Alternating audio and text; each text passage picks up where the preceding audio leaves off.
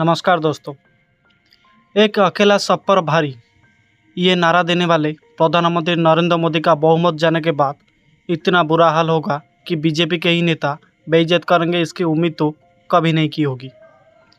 दोस्तों, आपको बता दें कि हालत ये हो चुकी है कि बीजेपी वाला का कमान बीजेपी के ही नेता सुनने के लिए तैयार नहीं है। एक तरफ प्रधानमंत्री नरेंद्र मोदी आदेश प्रेरित करते हुए, दूसरी तरफ बीजेपी के वरिष्ठ नेता उस आदेश को मानने से साफ इनकार कर रहे हैं।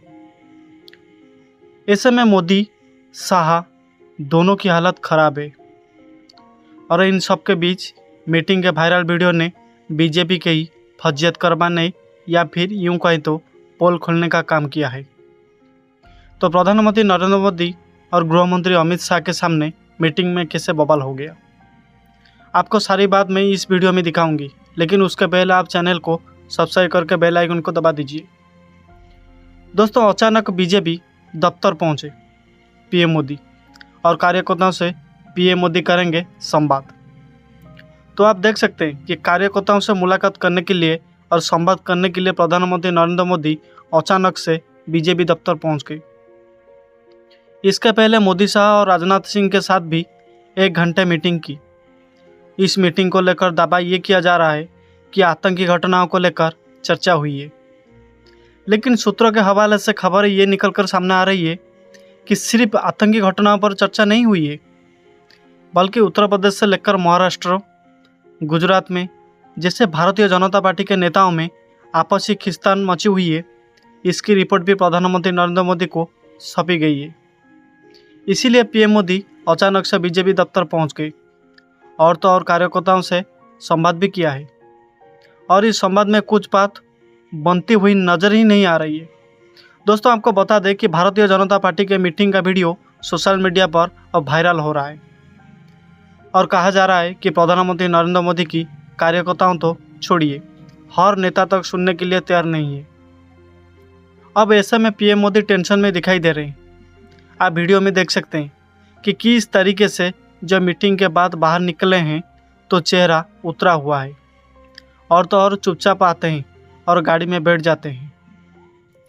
अब ये वीडियो सोशल मीडिया पर खूब वायरल हो रहा है। पत्रकार भी शेयर कर रहे हैं, राजनीतिक विश्लेषक भी शेयर कर रहे हैं।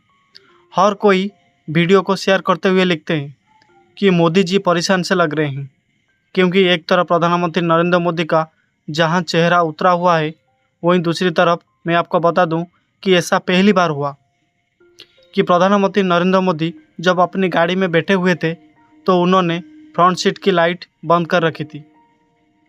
आप अच्छे से जानते हैं कि जब भी प्रधानमंत्री नरेंद्र मोदी मीटिंग के लिए जाते हैं तो फ्रंट सीट पर बैठते हैं और आगे की लाइट जला कर रखते हैं ताकि फोटो सेशन आराम से करवाया जा सके। लेकिन कल जब पीएम मोदी मीटिंग के लिए पहुंचे हैं तो आप तस्वीर देख सकते हैं कि किस तरीके से लाइट बंद हो चुकी है, किस तरीके से प्रधानमंत्री नरेंद्र मोदी मुंह लटका कर जाते हैं और मुंह लटका कर वापस चले आते हैं। अब ये वीडियो सोशल मीडिया पर तेज़ी से वायरल हो रहा है। कांग्रेस प्रवक्ता भी इस वीडियो को शेयर करते हुए लिखती है, बत्ती किस तरीके से गुल हो चुकी है।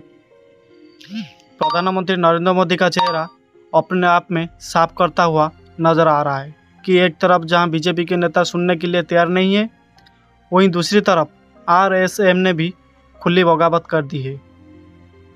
आप अच्छे से जानते हैं कि किस तरीके से मोहन भागवत ने कल झारखंड में भरे मन से बयान देते हुए कहा कि कुछ लोग ऐसे होते हैं जिनकी इच्छाएं कभी ख़त्म नहीं होती।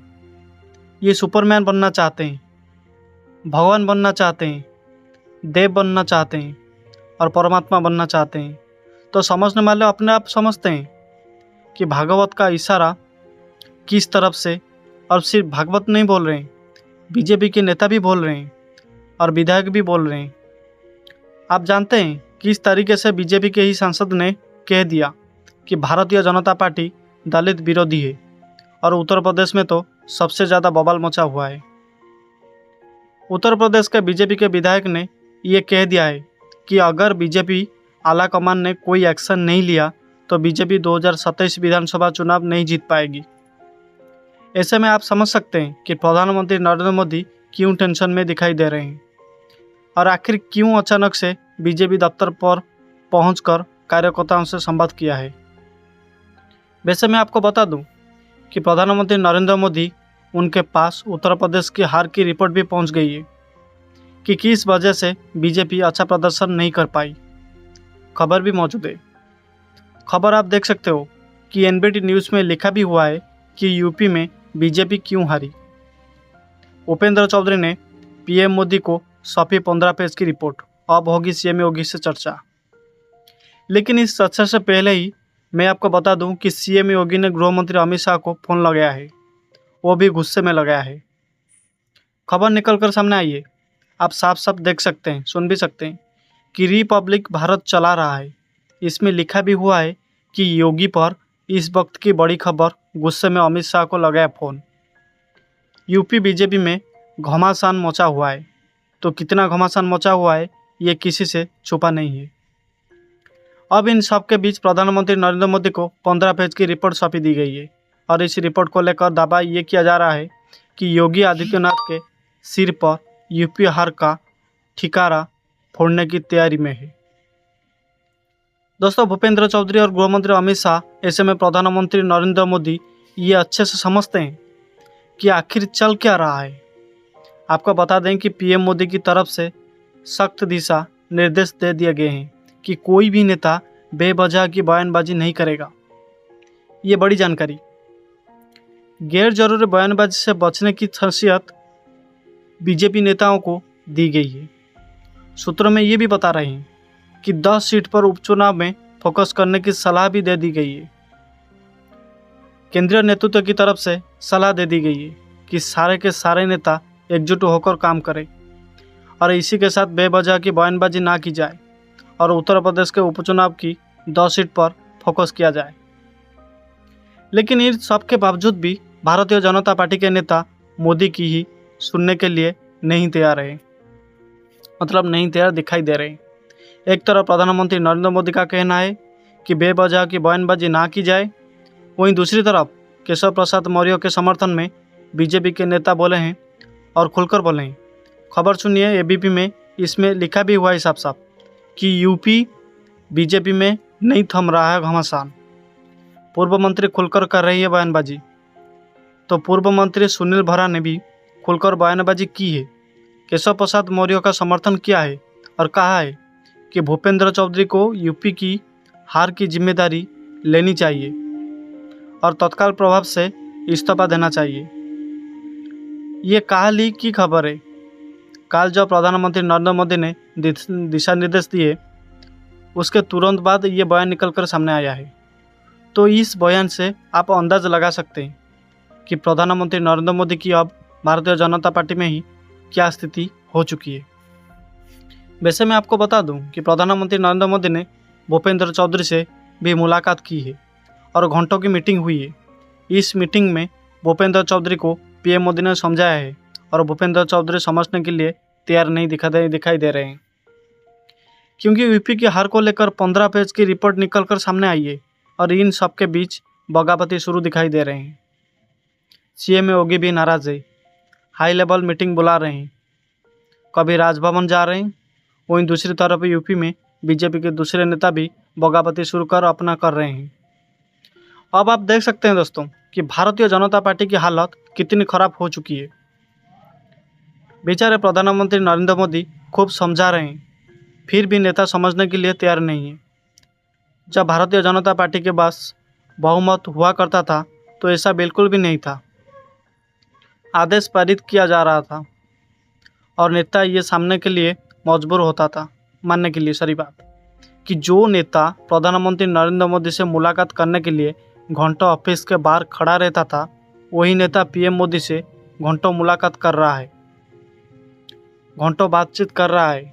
लेकिन इस बातचीत के बाद भी बात बनते हुई नजर नहीं आ रही है। गृह मंत्री अमित शाह इस्तीफे पर इस्तीफे लिया करते हैं। अब योगी आदित्यनाथ से कैसे आमने सामने की टक्कर हो रही है, आप खबरों से अंदाज़ा लगा सकते हैं। तो फिलहाल भारतीय जनता पार्टी का बहुमत जाने के बाद हाल कितना खराब हो चुका है, इसे एक एक खबर से और प्रधानमंत्री नरेंद्र मोदी की हालत से आप अंदाज़ा लगा सकते हैं। और राहुल गांधी ने तो पहले ही कह दिया था कि पीएम मोदी डराने और धमकाने की राजनीति करते हैं।